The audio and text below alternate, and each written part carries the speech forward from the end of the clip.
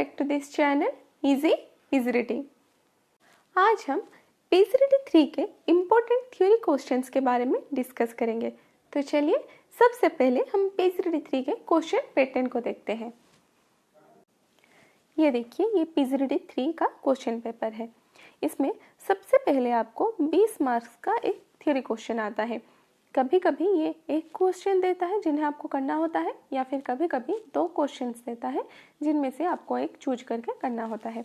उसके बाद question number 2 क में आपको 5 इंग्लिश के सेंटेंसेस दिए जाते हैं जिन्हें आपको हिंदी में ट्रांसलेट करना होता है, और ये प्रत्येक सेंटेंस 2-2 मार्क्स के होते हैं। इसी वजह से आपको 5 सेंटेंस के 10 मार्क्स मिलते हैं।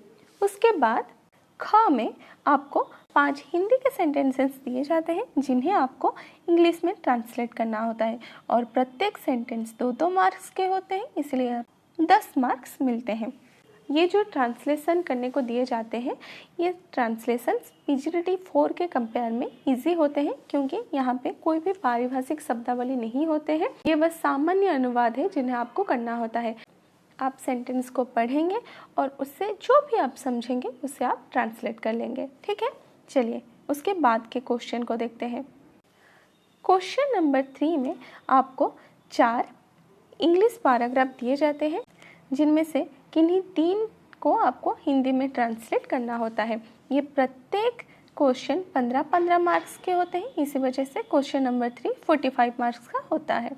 उसके बाद क्वेश्चन नंबर 4 में आपको 2 हिंदी पैराग्राफ दिए जाते हैं, जिनमें से किसी एक को आपको इंग्लिश में ट्रांसलेट करना होता है। ये भी 15 मार्क्स का होता है। अतः आपका PGDT 3 में बस एक ही थ्योरी क्वेश्चन होता है जो कि 20 मार्क्स का होता है। उसके अलावा सारा कुछ ट्रांसलेशन ही है, इसीलिए हमें PGDT 3 के लिए कुछ ज़्यादा मेहनत करने की ज़रूरत नहीं है। बस 20 मार्क्स का थ्योरी क्वेश्चन रेडी करना है and we are good to go. PGDT 3 में टोटल 2 बुक्स हैं, टोटल 6 खंड है और टोटल 24 इकाई है। अतः अगर हम पढ़ने को बैठे तो हम बहुत कुछ पढ़ सकते हैं, लेकिन अभी एग्ज़ाम नज़दीक है, इसलिए हमें सिलेक्शन करके पढ़ना होगा। अगर आप सिर्फ खंड 5 और खंड 6 को अच्छे से पढ़ लेंगे तो आपका थ्योरी क्वेश्चन रेडी हो जाएगा, क्योंकि खंड 5 में सारानुवाद है और खंड 6 में आंसू अनुवाद है, और इन दोनों खंड के अंदर ही भावानुवाद भी इंक्लूडेड है। इनमें बेसिकली क्या क्या है, इनमें सारानुवाद और आंसू अनुवाद के तात्पर्य, आवश्यकता, विशेषताएं, अपेक्षाएं, तुलना एक्सेट्रा आपको देखने को मिलेंगे, और क्वेश्चन भी इन्हीं के रिलेटेड ही आते हैं। अगर वो एक क्वेश्चन देता है तो इन्हीं तीनों में से कोई एक क्वेश्चन देगा। अगर वो 2 क्वेश्चन देता है तो एक तो इन तीनों में से क्वेश्चन देगा, और में शब्दकोश के प्रयोग या फिर क्रियापद बंध जैसे क्वेश्चन देगा। तो इसीलिए अगर हम इन तीनों को अच्छे से पढ़ लेंगे तो हम थ्योरी क्वेश्चन बहुत आसानी से कर सकते हैं। तो चलिए अभी हम क्वेश्चन पेपर को देखते हैं और ये देखेंगे कि सारानुवाद, आंसू अनुवाद और भावानुवाद के अलावा और कोई क्वेश्चन आता है या नहीं। ये देखिए, ये जून 2021 का क्वेश्चन है। यहाँ पर बस एक ही सवाल दिया गया है कि आंसू अनुवाद का अर्थ स्पष्ट करते हुए इसकी विशेषताओं, सीमाओं एवं संभावनाओं का विवेचना कीजिए। यहाँ पर आंसू अनुवाद को ही बस क्वेश्चन दिया गया है, तो अगर आप आंसू अनुवाद को पढ़ोगे उस चैप्टर को, तो बुक्स में ही अर्थ, विशेषताएं, सीमाएं, संभावनाएं सारा कुछ अवेलेबल है, तो आप उसे एक बार अच्छे से पढ़ लीजिए। अभी दूसरा क्वेश्चन देखते हैं। ये देखिए, ये जून 2020 का क्वेश्चन है। यहाँ पर 2 क्वेश्चन दिया गया है। पहला तो ये है कि शब्दकोशों का प्रयोग, और दूसरा आंसू अनुवाद। तो यहाँ पे भी अगर आपने आंसू अनुवाद को प्रिपेयर किया होगा तो आप इसे इजीली कर पाएंगे। ये देखिए, ये 2020 दिसंबर का क्वेश्चन है। यहाँ पर भी बस एक ही क्वेश्चन दिया गया है सारानुवाद के बारे में। तो सारानुवाद को भी अगर आपने पढ़ा होगा तो इसे आप कर सकते हैं। ये जून 2019 का क्वेश्चन है।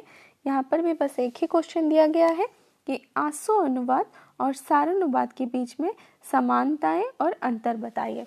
जैसा कि मैंने कहा था कि आंसू अनुवाद, सारानुवाद और भावानुवाद के भीतर ही सारा क्वेश्चन आता है।